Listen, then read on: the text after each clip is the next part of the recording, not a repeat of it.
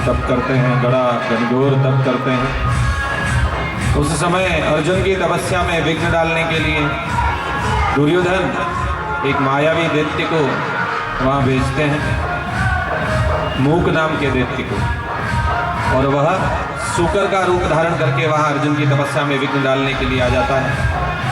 इतना बड़ा विशालकाय उसका शरीर कि पर्वतों को भी तोड़ता हुआ, वृक्षों को तोड़ता हुआ, उखाड़ता हुआ, बड़ा भयानक शब्द करता हुआ वह मूक दैत्य शूकर के रूप में दौड़ता चला आ रहा है। अर्जुन देख रहे हैं ये निश्चय ही कोई बड़ा दुष्ट है और मेरा वध करने के लिए, मेरी तपस्या में विघ्न डालने के लिए आ रहा है।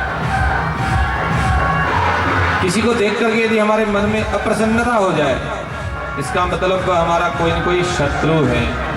और जिसको देखने मात्र से प्रसन्न हो जाए चित्त, मन में प्रसन्नता उत्पन्न हो जाए, तो वहाँ पर ऐसा समझना चाहिए कि ये सामने वाला जो व्यक्ति है अवश्य हमारा कोई पुराना परिचित है, मित्र है।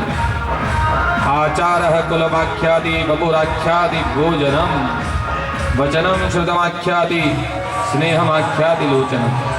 शास्त्रों में कहा है कि सदाचारी व्यक्ति के कुल का पता उसके व्यवहार से लग जाता है। कोई व्यक्ति कैसा व्यवहार कर रहा है उसके कुल का पता उससे पता लग जाएगा। यह उच्च कुल का है, संस्कारी है, उसके आचरण से यह पता लग जाता है। शरीर को देखने से पता लग जाता है कि कितना भोजन करता होगा। कोई मोटा है तो हम सोचते हैं कि रोटी ज़्यादा खाता होगा, दुबला है तो सोचते हैं कम खाता होगा।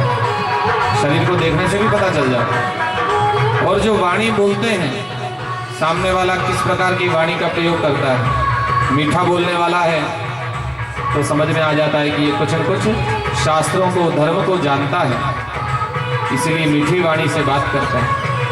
और कुछ जो है कठोर वाणी बोलते हैं, यानी कि धर्म से विमुख हैं, शास्त्र का, धर्म का उनको कोई ज्ञान नहीं है। और आँखों से, सबसे पहले नेत्रों से व्यक्ति का जो मन है उसमें क्या कपट है, प्रेम है, इसका पता लग जाता है।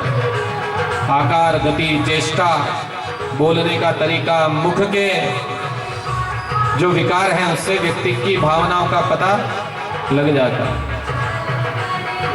4 मिले 64 खिले 20 रहे कर जोड़, हरिजन से हरिजन मिले बिहसे 7 करोड़। संतों से मिलन होता है ना, 4 मिले, कौन 4? 2 आंखें तो देखने वाले की और 2 सामने वाले की। जब संतों का दर्शन होता है ना तो 2 और 2 4 मिल जाते हैं, आंखों से आंखों में बात हो जाती है और प्रसन्नता होती है, मुस्कान आ जाती है। 64 खिले, 32 दांत हमारे मुंह में होते हैं, 32 ही सामने वाले के। तो संतों को देख करके हंसी आती है, प्रसन्नता होती है, मुस्कान आ जाती है, चेहरा खिल जाता है। जो हरि के, प्रभु के भक्त हैं उनको देख करके बड़ा ही रोमांच होता है। 7 करोड़ खिल जाते हैं। 7 करोड़ क्या है? शरीर में 3.5 करोड़ रोम हैं, तो 3.5 सामने वाले के, 7 करोड़ जो रोम छिद्र हैं, पूरा शरीर प्रसन्न हो जाता है। संतों के दर्शन की इतनी महिमा है, इसलिए भगवान कहते हैं कि सदैव संतों का दर्शन भी कर लेना चाहिए। शरीर स्वस्थ रहता है केवल दर्शन करने से। चिरंजीवियों के नाम लेने से आयु मिलती है, दर्शन करने से भी पुण्य मिलता है। इस प्रकार से अर्जुन ने विचार किया, अवश्य कोई दुष्ट है, शत्रु है, उसको मारने के लिए बाण का संधान किया। और उसी समय शिवजी भी लीला करते हैं, महादेव, वे भी एक किरात का रूप धारण करके गणों के साथ उसी शूकर के पीछे पीछे दौड़ रहे हैं। बड़ा भयानक वह शूकर, उसकी गर्जनी की ध्वनि चारों दिशाओं में सुनाई दे रही है। यथा चेव सुवर्णम च शोधिताम शुद्धताम व्रजे। भगवान परीक्षा लेते हैं, क्योंकि अग्नि में तपाने से सोना शुद्ध होता है, उसी प्रकार से भक्त भी परीक्षा लेने से दृढ़ हो जाते हैं, भक्ति में दृढ़ होते हैं और उनको पुण्य की प्राप्ति होती है। इतना विचार अर्जुन जी ने किया कि अब बाण का संधान करूं। उधर से शिवजी ने भी बाण का संधान किया शूकर का वध करने के लिए। दोनों ने एक साथ बाण चला दिया। सामने से तो अर्जुन ने चलाया, पीछे से महादेव रूपधारी, किरात रूपधारी शिव शंकर ने, और उस शूकर के प्राण निकल गए। देवता प्रसन्न हुए कि दैत्य का वध हुआ। अर्जुन ने भी बारंबार महादेव को ध्यान करके प्रणाम किया। अब बाण को लेने के लिए शिवजी ने, भील रूप शिवजी ने अपने गणों को भेजा कि जाकर के मेरा बाण लेकर के आओ, उस मरे हुए शूकर का शव भी लेकर के आओ। बाण लेने के लिए गण गए। अर्जुन ने कहा कि इसे मैंने मारा है। तब उन गणों ने कहा कि क्यों असत्य बात करते हो, असत्य भाषण तपस्वी को शोभा नहीं देता है। तपा फलम कथम तुम च हातुमिच्छसि तापसः, झूठ बोलकर क्यों अपनी तपस्या को नष्ट करते हो। अपना काम करो, बैठ करके भगवान का भजन करो, झूठ मत बोलो। क्योंकि शास्त्रों में लिखा है चोरी करने से, किसी के साथ छल करने से, किसी व्यक्ति को दुखी करने से तप नष्ट होता है। आप रोज भगवान का भजन करो, लेकिन किसी के मन को दुखाओ, कठोर वाणी का प्रयोग करो, तो वह भजन करना कोई काम का नहीं। अहंकार करने से भी तप नष्ट होता है, असत्य बोलने से भी तप नष्ट होता है। जो व्यक्ति असत्य बोलता है उसके कुछ जीवन भर का पुण्य चला जाता है। यह बिल्कुल सत्य है। इसलिए हे अर्जुन, तुम झूठ मत बोलो। तब अर्जुन ने कहा कि मैं झूठ कभी नहीं बोलता, मैं भी धर्म का मार्ग अनुगामी हूं, धर्म के मार्ग पर चलता हूं। और तुम्हारे स्वामी में इतना बल है कि उनका ही बाण है तो आकर के ले जाएं, तुम्हें क्यों बेचते हैं। अज्ञोसी तुम ऋषिर्नासी मरणम तुहसी कथम। गणों ने कहा कि तुम तपस्वी हो, क्यों युद्ध के लिए इतना लालायित हो रहे हो। फिर भी अर्जुन नहीं माने हैं और महादेव के साथ उनका बड़ा भजन कर युद्ध हुआ है। उस युद्ध में अर्जुन ने अपने समस्त बाणों का प्रयोग कर दिया, किंतु शिवजी तो महादेव हैं, सब लीला ही उन्हीं की है। शिवजी ने बड़ा ही अर्जुन को कष्ट दिया। तब अर्जुन को लगा कि ये कोई साक्षात शिव के स्वरूप हैं, साधारण मनुष्य नहीं है। उसने शिवजी की माया को समझ लिया और भगवान के चरणों में शरणागत हो गए। कि पुराणों में जिन्हें पुरुषोत्तम कहा गया है, कैलाश के अधिपति साक्षात शिव शंकर ही मेरे सामने हैं। और भगवान ने भी अपना स्वरूप शिवजी का बना करके अर्जुन को दर्शन दे दिया। उसने अर्जुन ने बड़ी विनती करी कि आज मुझसे बड़ा अपराध हुआ, मैंने आपके सामने अपने बल पौरुष का प्रदर्शन किया। जो बल को देने वाले हैं, बुद्धि को देने वाले हैं, ज्ञान को देने वाले हैं, उनके सामने मैं अपना बल प्रदर्शन करूं, ये अच्छा नहीं। भक्त को भगवान के सामने कभी भी अपना गर्व नहीं दिखाना चाहिए। अर्जुन ने भगवान की खूब क्षमा मांगी, चरणों में गिरे। दिक्माम समर करतारम स्वामिना भवता प्रभु, कि आप जो स्वामी हैं, मैं आपका सेवक हूं, मुझे बिल्कुल धर्म का भान नहीं रहा, मैंने बड़ा अनर्थ कर दिया है। अब शिवजी प्रसन्न हुए। न खिद्य पार्थ भक्तोसी मम त्वम ही विशेषतः परीक्षार्थम मया कृतमेवं शुचम जभी। तुम खेद मत करो, तुम मेरे अनन्य भक्त हो और तुम्हारी परीक्षा के लिए सब लीला मैंने ही की है। तब अर्जुन बड़े प्रसन्न हुए हैं और भगवान की खूब स्तुति करने लगे हैं। हे जटाजूटधारी, आपको बारंबार नमस्कार है। कपर्दिने नमस्तुभ्यं त्रिनेत्राय नमोस्तुते, नमः प्रसन्न रूपाय सहस्रवदनाय च, दशदोष नमस्तुभ्यं नमस्ते परमात्मने, डमरू कपालहस्ताय नमस्ते मुंडमालिने। महादेव प्रसन्न हुए और उसको अर्जुन को वरदान दिया है, स्वमहास्त्रम मया दत्तम दुर्जयस्त्वं भविष्यसि, कि मेरा जो परम अस्त्र है पाशुपतास्त्र, वह मैं तुम्हें प्रदान करता हूँ। इससे तुम अजेय हो जाओगे, सब पर विजय प्राप्त करोगे, मेरे प्रसाद से, मेरे आशीर्वाद से निष्कंटक राज्य करोगे। और मैं श्री कृष्ण से कहूंगा कि अवश्य ही तुम्हारी रक्षा करेंगे। अर्जुन भी प्रसन्न हुए हैं, इसलिए भगवान महादेव की सेवा करने से, उनका तप करने से सब प्रकार से कल्याण की प्राप्ति होती है। यही भगवान किरातेश्वर महादेव कहलाते हैं। जो भील का रूप धारण करके अर्जुन का गर्व दूर करते हैं, तपस्या का घमंड दूर करते हैं और पाशुपतास्त्र वर प्रदान करते हैं। सदा शिव महादेव की जय जय जय।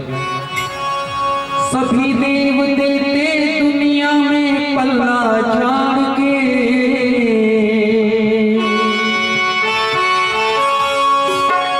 सभी देव देते दुनिया में पल्ला झाड़ के, मेरा भोले बाबा देता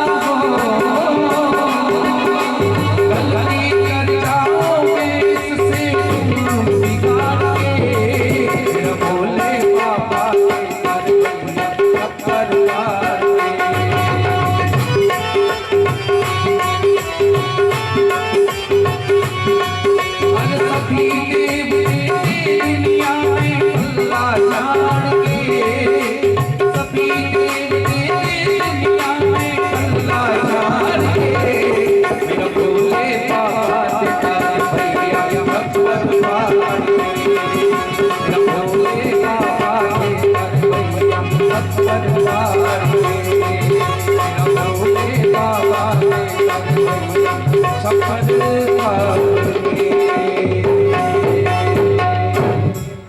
सदाशिव महादेव की जय हो।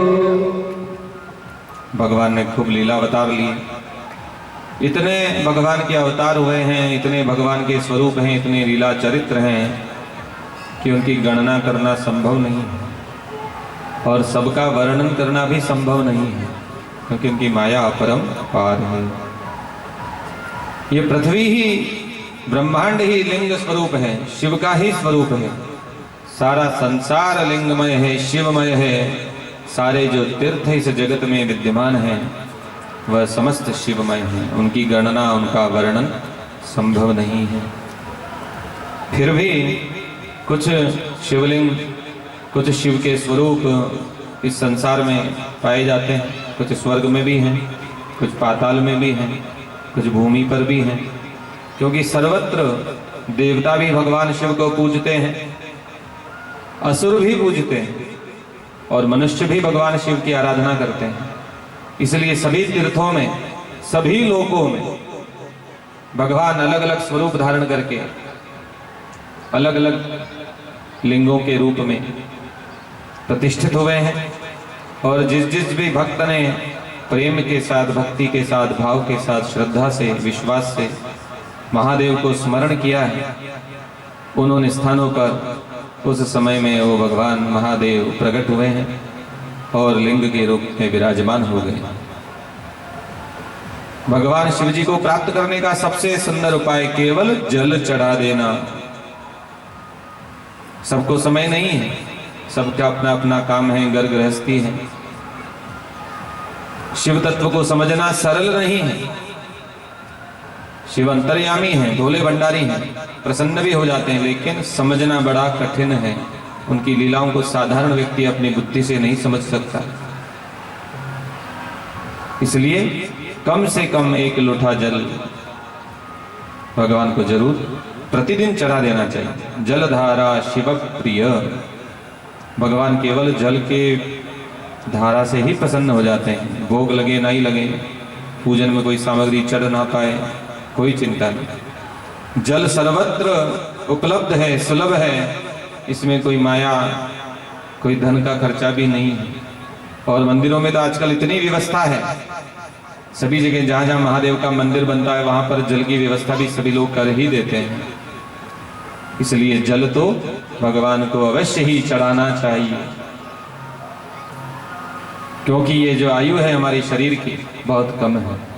ऐसा सोचें कि कल कर लेंगे, परसों कर लेंगे, तो नहीं चलेगा काम।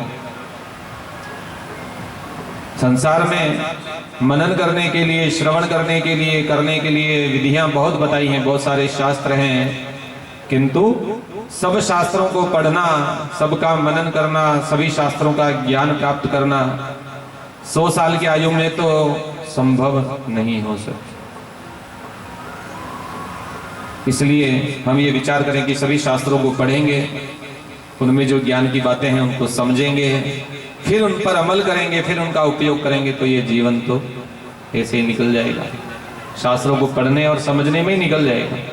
उपयोग करना, मनन करना तो पता नहीं कब हो पाए।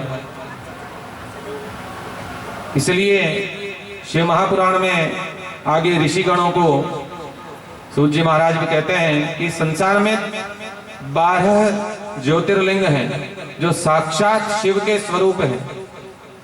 केवल उनका ही पूजन कर लो, उनका ही दर्शन कर लो तो भी